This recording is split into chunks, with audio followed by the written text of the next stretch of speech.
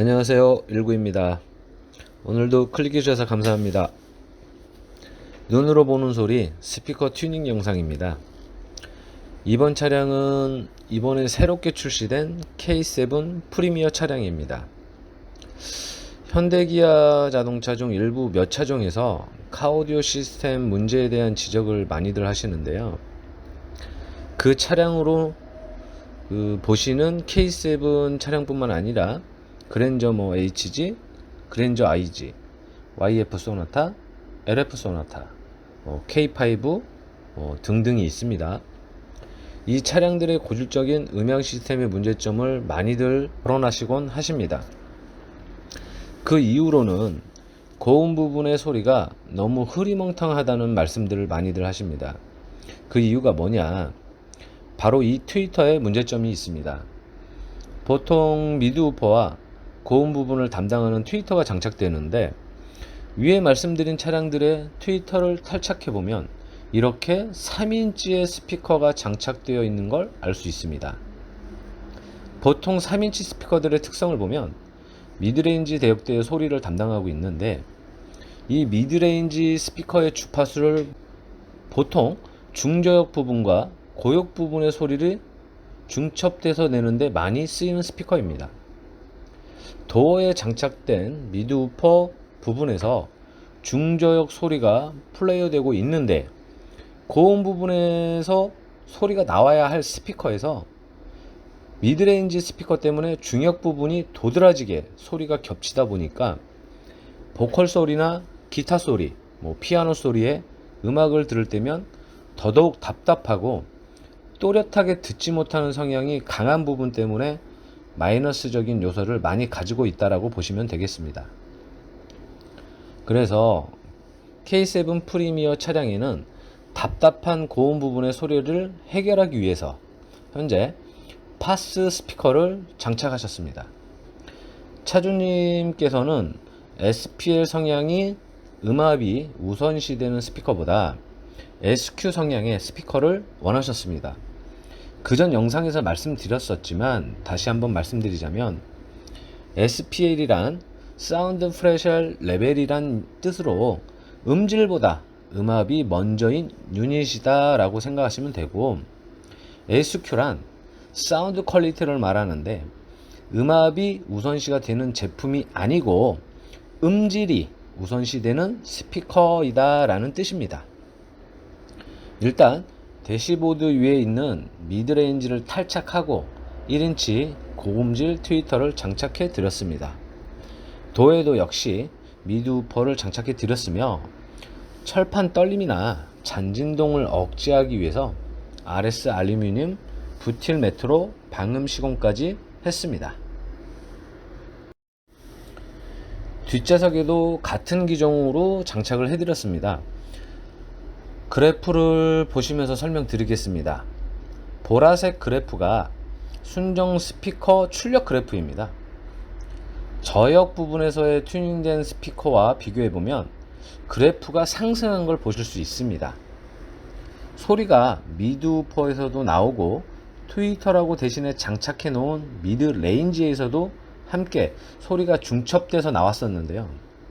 현재 장착된 스피커에서는 미드우퍼 스피커 하나로 저역과 중역 모두 커버하고 소리를 내줄 수 있는 그래프를 녹색 그래프를 보실 수 있습니다.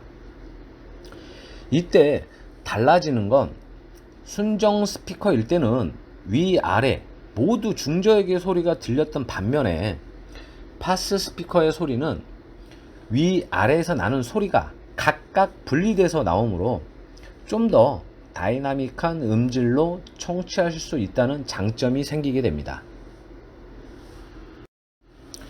녹색 그래프를 보시면 기타 소리나 피아노 소리, 무엇보다 보컬 소리가 시원시원하게 나올 수 있는 주파수 대역대인 약 10km 이상까지 파형이 올라간 걸 보실 수 있습니다. 플레이되는 음악에 따라서 그래프의 파형이 많이 바뀔 수 있지만 저 같은 경우 모든 테스트를 진행할 때 순정도 마찬가지지만 같은 곡과 같은 볼륨으로 테스트를 했기 때문에 이렇게 딱 같은 그래프 형상의 변화로 많이 변화가 일어났다는 걸 눈으로 확인할 수 있는 겁니다. 이런 결과가 나왔을 때 이런 질문을 하시는 분들도 간혹 계십니다. 어떤 거냐?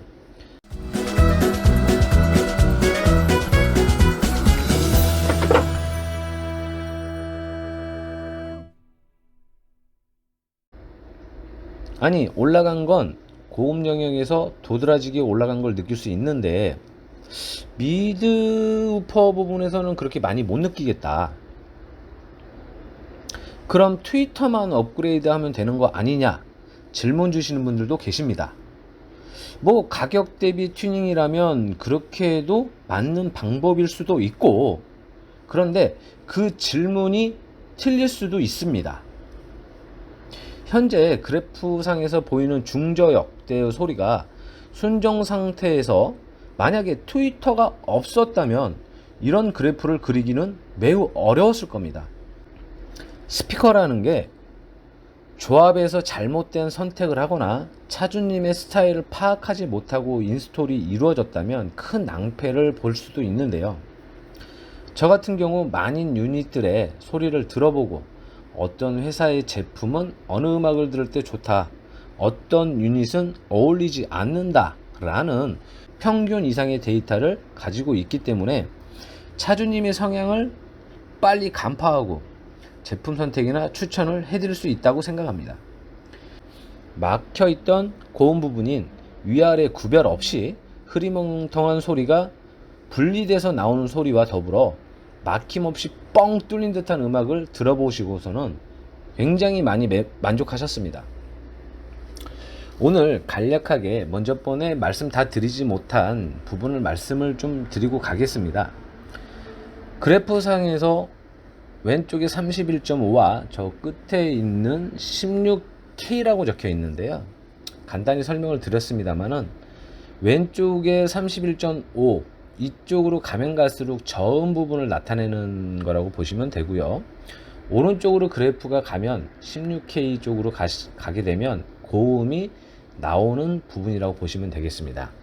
조금 더 자세하게 말씀을 드리면 일반적으로 고음이라고 저희가 얘기하는 부분은 이 1km 부분 대역대에서부터 약 이 지금 보이시는 16km 대역이라는 부분인데요.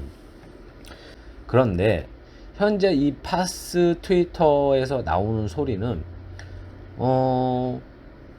그래프상으로 정확히 한번 찝어보면 한 10, 한 4, 13? 뭐 요 정도까지는 그래프가 상승하신 걸 볼 수가 있습니다.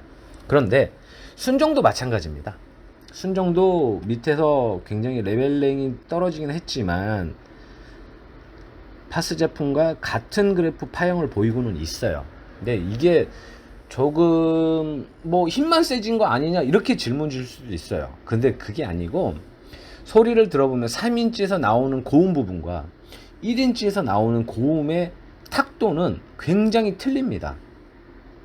두툼하게 소리가 올라가는 것과 깨끗하게 소리가 올라가는 그 소리는 엄연히 다른 소리라고 보시면 될 것 같습니다. 그래서 어느 정도 레벨링이나 그래프의 평면 플랫이라고 그러죠. 이렇게 어느 정도 소리가 오르고 내리고 하는 기준점이 깔끔한지 그런 것들을 보여드리기 위해서 그래프를 찍은 것입니다. 오늘 내용은 이렇게 하고요. 또 다음에 하나하나 영상을 더 찍어 나가면서 좀 더 디테일한 설명도 더 드리고 하겠습니다. 오늘 시청해 주셔서 감사하고요. 다음 시간에는 더 유익한 정보로 찾아뵙겠습니다. 지금까지 일구였습니다.